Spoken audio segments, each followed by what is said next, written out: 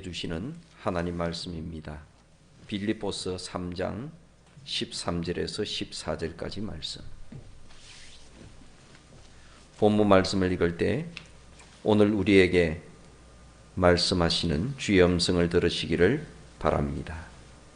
형제들아, 나는 아직 내가 잡은 줄로 여기지 아니하고 오직 한 일, 즉 뒤에 있는 것은 잊어버리고 앞에 있는 것을 잡으려고 표대를 향하여 그리스도 예수 안에서 하나님이 위에서 부르신 부름의 상을 위하여 달려가노라. 아멘. 오늘 하나님께서 우리에게 주시는 말씀은 표대를 향하여 달려가라는 말씀입니다. 표대를 향하여. 이번 한 주간 동안 살아가면서 우리는 이 말씀을 가슴속에 새기십시다. 하나님께서 원하시는 우리의 생활은 표대를 향하여 달려가는 생활이다. 이 말씀을 가슴에 간직하고 살아가십시다. 일생의 표대, 내가 평생을 바쳐서 달려가야 될 표대, 그것이 있을 것입니다. 하나님께서 바울을 통해서 그것을 우리에게 말씀해 주십니다.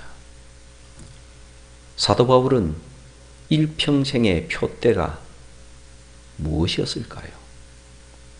바울은 무엇을 보고 일평생 표대로 삼고 달려갔을까요? 이것이 본문 말씀을 통해서 우리에게 질문하시는 하나님의 질문입니다. 그리고 또 동시에 이렇게 물으십니다. 너의 표대는 무엇이냐? 내가 일평생을 바쳐서 달려가고자 하는, 이루고자 하는 그 표대는 무엇이냐? 조용히 우리 가슴 속에 물으실 것입니다. 표대라는 것은, 신앙인으로서의 표대라는 것은 우리가 정하는 것이 아닙니다. 이 점이 어려운 것입니다. 세상 사람들은 자기의 표대를 자기가 정합니다. 나는 이리 해야 되겠다. 내가 생각을 해보니 이것이 가장 좋은 것 같다. 하고 자기의 표대를 정합니다. 물론 도중에 바뀌기도 합니다. 그렇지만은 자신이 정한다는 겁니다. 어느 누가 정해주는 것도 아니고. 그 표대를 정하는 것이 부모나 다른 사람이 대신 정해준 표대라면 그는 도중에 굉장한 어려움을 느낄 수밖에 없습니다. 그런데 신앙인은 그것과는 다릅니다. 신앙인은 그 표대를 자신이 정하는 것이 아닙니다. 신앙 가운데서 정해지는 것입니다. 하나님께서 가슴 속에 그 표대를 심어주시는 것이죠. 깨닫게 하시는 거죠. 알게 하시는 것이죠. 그리고는 그 표대를 깨닫고 난 뒤에는 그 표대에 대한 믿음을 가집니다. 하나님께서 이것을 원하시는구나. 이것이 하나님의 뜻이구나. 나에게서 나오지 않았기 때문에 당연히 믿음이 들어갈 수밖에 없습니다. 믿음이 들어가지지 않으면 그것은 나의 표대가 되지 않습니다. 그래서 신앙인에게 중요한 것은 믿음입니다. 왜냐하면 나에게서 나온 것이 아니기 때문에 믿음이 필요한 것입니다. 나에게서 나왔고 내 눈앞에 있는 것이라면 믿음이 무슨 소용이 있습니까? 그것은 믿음이 필요가 없는 것입니다. 그러나 내 속에서 나오지 않은 것, 그것이 하나님의 뜻으로 주어진 것, 거기에는 믿음이 없이는 불가능한 것입니다. 그러므로 신앙인의 표대는 믿음의 표대입니다. 하나님께서 주신 표대, 믿음이 있어야만 가능한 표대, 그것이 신앙인의 표대입니다. 하나님께서는 이 표대를 주실 때 사건을 일으키십니다. 그것은 개인적 사건입니다. 물론 그것이 공동체 안에서 일어나는 사건일 수도 있습니다. 국가에서 일어나는 사건일 수도 있습니다. 지극히 개인에게 일어나는 사건일 수도 있습니다. 그러나 그 사건들은 동일하게 개인의 사건으로 경험되어지는 사건입니다. 남의 사건은 나의 표대가 되지 못합니다. 남의 삶에서 일어난 사건이 내 표대가 되지는 않습니다. 그 사건이 나와 관련이 있을 때, 내 개인적인 사건으로 경험이 되어질 때, 그때 우리는 거기에서 하나님의 뜻을 깨닫게 됩니다. 사건은, 여기서 말하는 사건은 내가 일으키는 사건이 아니라 나에게 일어나지는 사건들입니다. 사실상 거의 대부분의 사건이 그러하죠.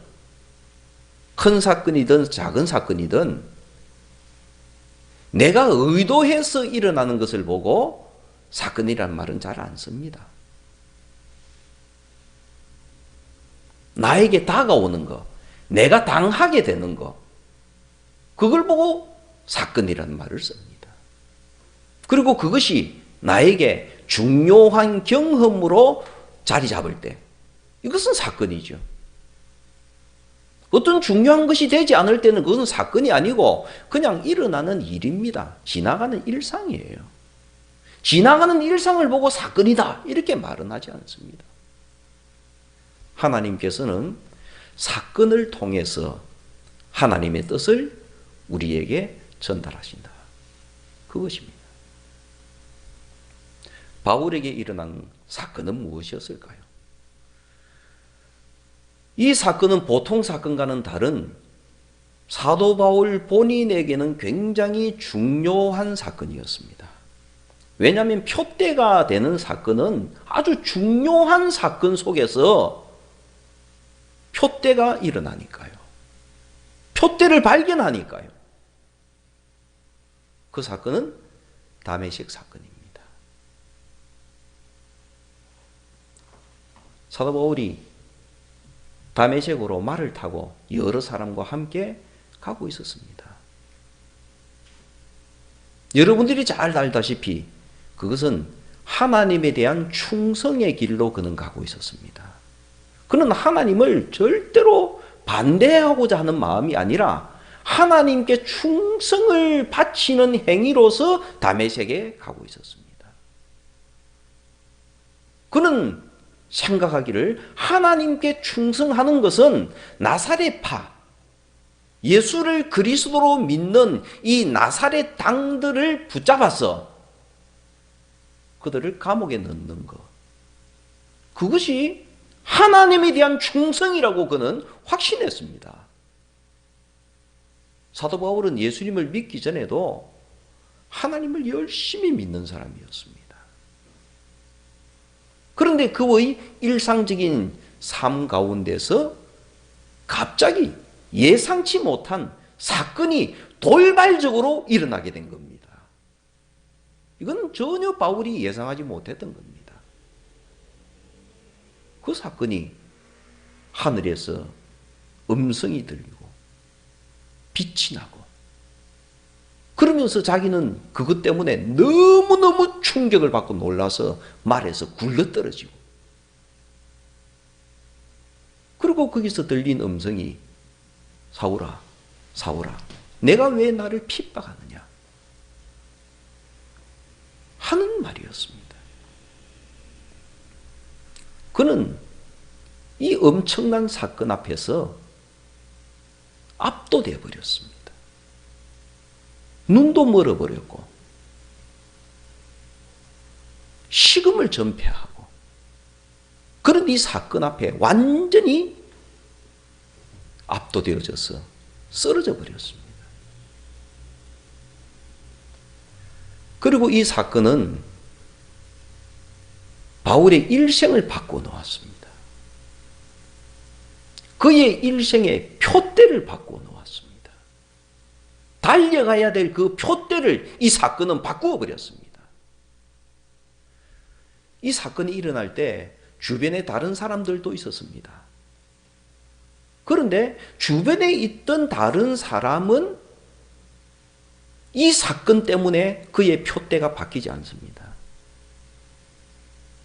그의 일생이 바뀌지도 않았습니다. 같은 장소, 같은 사건을 경험했는데도. 그런데 바울은 이 사건 속에서 하나님의 찾아오심을 경험했고, 이 사건 속에서 하나님의 뜻을 발견했고, 이 사건 속에서 그의 표대를 발견했습니다. 그는 이 사건 때문에 굉장히 고민을 많이 했습니다. 이 사건의 의미가 뭐냐? 왜 하나님께서 나에게 이 사건을 일으키셨는가? 그렇습니다. 어떤 사람은 사건을 만나도 그 사건을 그냥 흘러보내는 사람이 있습니다. 아이고, 살다가 보면 돌뿌리에 걸려서 넘어질 때도 있는 거지 뭐. 아, 살다 보면 이상한 소리가 들릴 때도 있는 거지. 아, 살다가 보게 되면 말에서 떨어질 때도 있는 거지.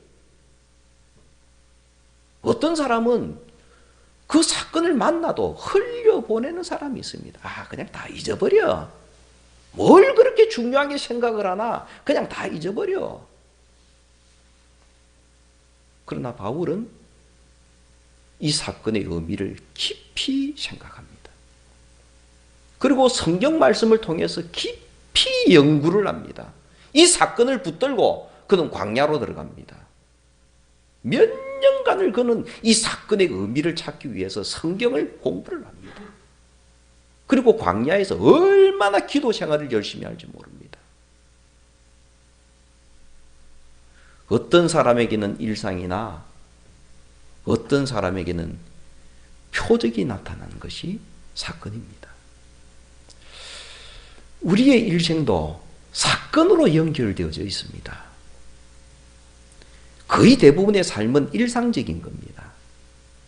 그런데 일상이라는 것도 보게 되면 크고 작은 사건으로 다 만들어져 있습니다. 그런데 이런 일상적인 삶을 살아가다가 어느 날 우리는 개인적으로, 남에게는 모르겠습니다만은 나 개인에게는 굉장한 사건을 만날 때가 있습니다.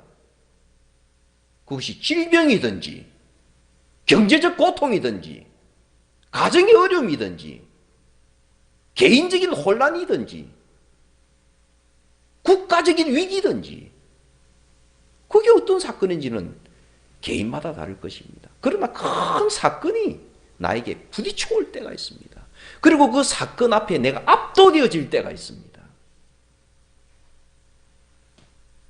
우리가 사건을 만나게 될 때 태도가 굉장히 중요한 것이죠. 바울 곁에 있던 사람들처럼 그냥 잊어버려. 뭐 때로는 그냥 하늘에서 천둥 소리가 들릴 수도 있는 거지. 멀쩡한 날에 천둥 소리가 날 수도 있는 거지. 그리고 때로는 뭐 번쩍하고 낮에 불이 어디서 빛이 비칠 수도 있는 거지. 이렇게 흘려보낼 수도 있습니다.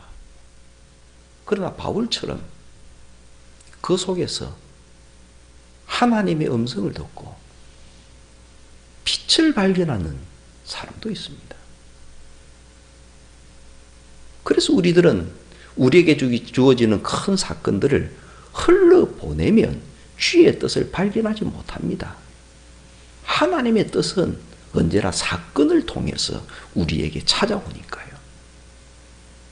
바울은 이 사건의 소중한 의미를 알았기 때문에 식음을 전폐하고 묵상을 하고 기다리다가 광야로 들어가지 않습니까?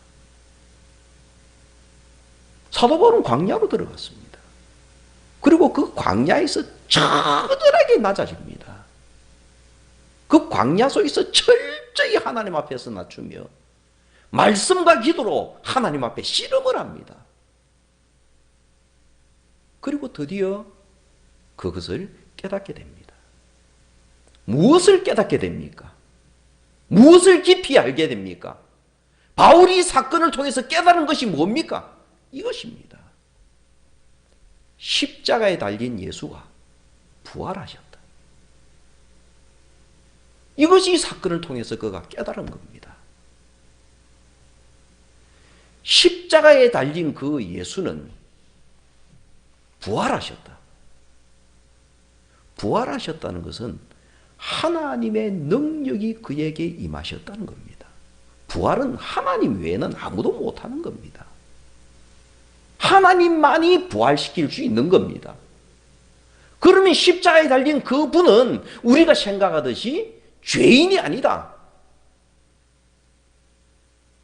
우리 히브리 종교에 대해서 반역자로서 살은 사람이 아니다. 그분은 하나님께 인정받은 분이다. 하나님께서 그분을 살리셨다. 이것이 부활의 의미입니다. 그럼 나는 뭐지? 나는 뭐지? 나는 그분이 하나님께 반역하는 사람이라고 생각을 했잖아. 하나님의 뜻을 거스리는 반역자라고 생각을 했잖아. 그래서 그를 따르는 사람들은 이 사람들은 우리 신앙을 배반하는 사람이라고 생각을 했잖아. 그러니까 내가 그들을 잡아서 감옥에 넣는 것이 하나님께 충성하는 일이라고 생각을 했는데 이게 뭐야 이게 도대체? 그럼 내가 완전히 틀린 거잖아. 내가 완전히 잘못 알고 있었던 거잖아. 내가 하나님께 충성한 것이 아니라 오히려 하나님께 내가 저항한 것이잖아. 하나님의 뜻은.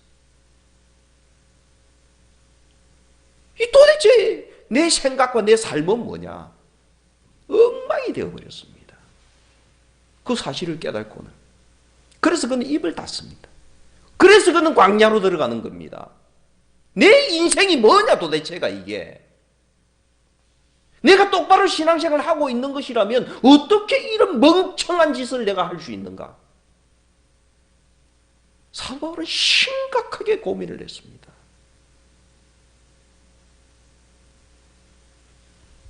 그리고는 깨달은 것이 그 가운데서 하나님의 뜻을 깨닫는 겁니다. 자기 자신은 아무것도 아니니까 하나님의 뜻을 깨닫습니다. 그리고 하나님의 뜻이 그분을 통해서 말씀하신 그것이 하나님의 뜻이구나. 예수님을 통해서 나타났던 그분의 일생과 그분의 일생을 통해서 하셨던 말씀들과 그분이 행하셨던 사건들, 이것들이 하나님의 뜻이었구나. 바울은 깨달을 수밖에 없습니다. 하나님의 뜻은 내가 지금까지 오해를 해왔고 잘못 알았고, 진정한 하나님의 뜻은 예수님께서 이 땅에 탄생하심, 예수님께서 성장하심, 예수님께서 공생애를 하심, 제자들을 통해서 수없이 들려졌던, 자기가 나사렛 땅이라고 생각했던 그 사람들을 통해서 들려왔던 그 많은 예수님의 말씀들, 예수님의 위대한 사건들, 그것은 제자들이 지어낸 말이나 의미가 없는 허무맹랑한 말이라고 생각을 했지만, 이 사건을 만나고 보니까 틀린 것은 내가 틀렸고 예수님과 제자들이 맞구나. 이걸 바울이 깊이 깨달은 겁니다. 나는 그럼 도대체 지금까지 무슨 짓을 하고 살아온 거냐 내가.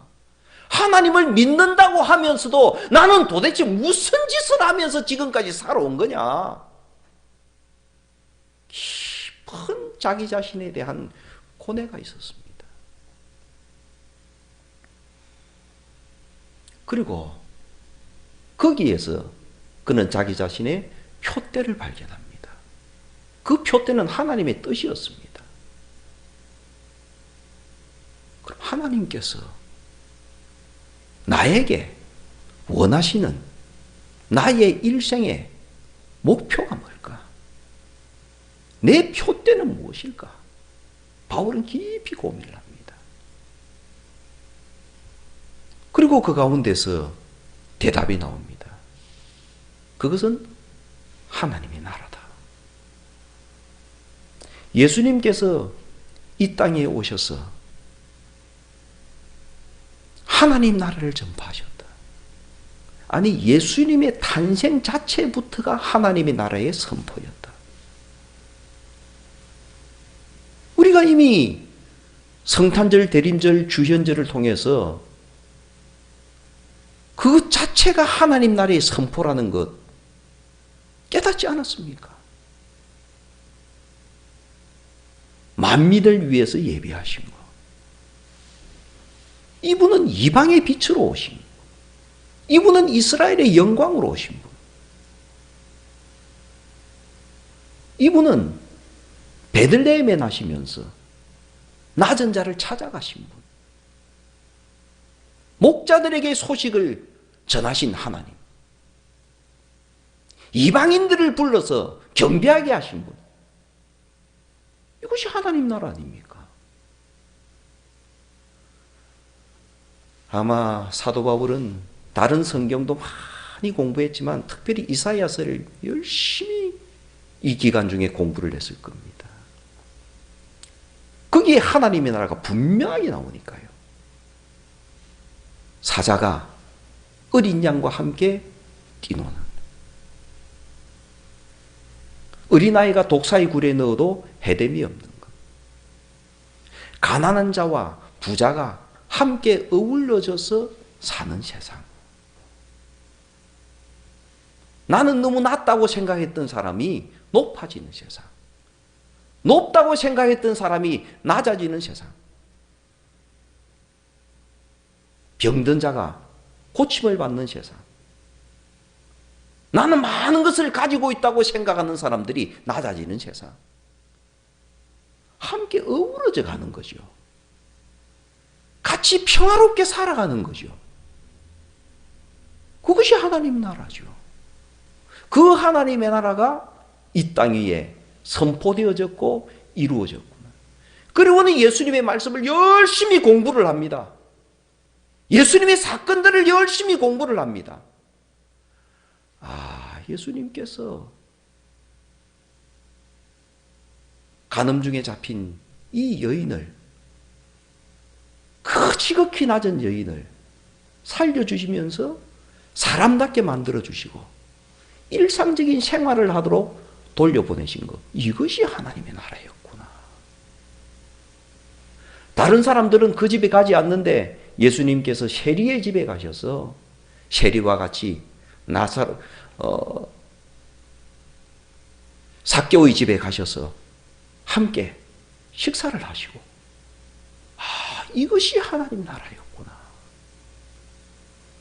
바리새인들은 들어오지 않으려고 해도 예수님은 들어가셔서 같이 식사하시고, 그리고 또 바리새인이 찾아와서 예수님과 함께 얘기를 하고, 그리고 또 예수님께서는 일상적인 낮은 사람들과도 대화를 나누시고, 이것이 하나님의 나라였구나. 하나님의 나라는 이미 이 땅에서 시작이 되어졌고, 예수님은 하나님의 나라를 이 땅에서 이루시는 분이고, 그럼 나는 뭘 위해서 살 거냐? 하나님 나라를 위해서 살아야지. 지금 로마 사람들이 마치 자기들이 세상의 주인인 것처럼 그렇게 살아가지 마. 저 불쌍한 로마 사람들이 그 교만한 것을 벗어버리고 자기들이 노예로 부리고 있는 그 사람들과 같이 한 자리에 앉아서 밥을 먹을 수 있는 그 하나님의 나라를 이룰 수 있도록 나는 그렇게 살아야지. 나는 형편없이 부족하다고 생각되는 노예들이 그게 아니구나. 나도 하나님께 사랑을 받는 사람이구나 하고 자기 자신의 부족한 모습에서 올려져서 일어나서 우리 유대인과 같이 밥을 먹을 수 있도록 한 자리에 앉아서 식탁을 나눌 수 있도록 그 하나님의 나라를 이루기 위해서 나는 살아야지. 사도 바울에게 주어진 표대는 예수 그리스도의 뜻이었습니다. 그 예수 그리스도의 뜻은 하나님 나라였고요. 이러한 하나님의 나라를 이 땅 위에서 이루면서 살다가 그리고 영원히 완성되어지는 예수님을 통해서 완성되어지는 그 영원한 하나님의 나라로 들어가는 것. 그것이 상급이죠. 그것을 위해서 나는 내 일생을 살아야 되겠구나. 그것이 바울의 표대였습니다. 그리고 사람들에게 이 하나님의 나라로 들어오도록 가르치고 초대하고 일생을 살아야 되겠구나. 그것이 바울의 표대였습니다. 성도 여러분, 여러분들의 일생의 표대는 무엇입니까? 우리의 일생의 표대는 무엇입니까? 우리는 무엇을 위해서 살아가는 사람입니까? 하나님을 섬기지요. 하나님을 믿죠. 그러나 다메섹 사건 이전에도 바울은 하나님을 믿었습니다. 그 믿음의 결과는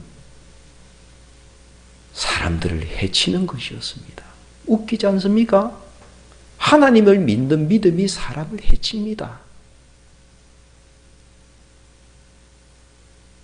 오늘날 이 땅에는 그런 믿음 가지고 있는 사람들 없을까요? 내가 하나님을 믿는다는 믿음 때문에 다른 사람을 멀리하는 거, 다른 사람을 비방하는 거, 다른 사람과 어울리지 못하는 거. 다른 이유가 아닙니다. 하나님께 충성하기 때문에 그러는 사람들이 많습니다. 그러나 이 사건 이후에, 다메섹 사건 이후에 바울은 깊이 고뇌하고 말씀 연구하고 기도하고 많은 세월을 보내면서 하나님의 뜻을 깨닫습니다. 그리고 그의 표대를 수정합니다. 그리고 난 뒤에는 함께 어우러져 사는 세상, 나와 다른 사람과도 함께 어울릴 줄 아는 사람. 예배당 안에는 내가 보기에는 세리 같은 사람도 있고 바리새인 같은 사람도 있고 많잖아요. 같이 어울릴 줄 아는 사람. 예배당 밖에서도 하나님의 나라를 볼 줄 아는 사람. 하나님 나라를 이루어가는 사람. 그런 사람으로 바울은 변하지 않았습니까? 하나님을 믿기 때문에 그 믿음으로 사람을 살리는 사람이 되었습니다. 성도 여러분, 이 다메섹 사건이 얼마나 중요합니까? 이 다메섹 사건이 있었기 때문에 바울은 바울이 된 겁니다. 우리의 삶에 있어서도 다메섹처럼 크게 부딪혀 와서 내가 감당할 수 없는 큰 사건이 임하게 될 때 피하려고 하지 마십시오. 그것이 힘들다고 왜 나에게 이런 고통을 주십니까? 라고만 멈추지 마십시오. 고통스럽죠. 그러나 바울처럼 그 사건을 안고 광야로 가십시오. 그리고 그 속에서, 그 아픈 사건 속에서 하나님의 뜻을 깨달으십시오. 그리고 여러분들의 표대를 수정하십시오. 주의 은총이 함께 하시기를 바랍니다. 기도하겠습니다.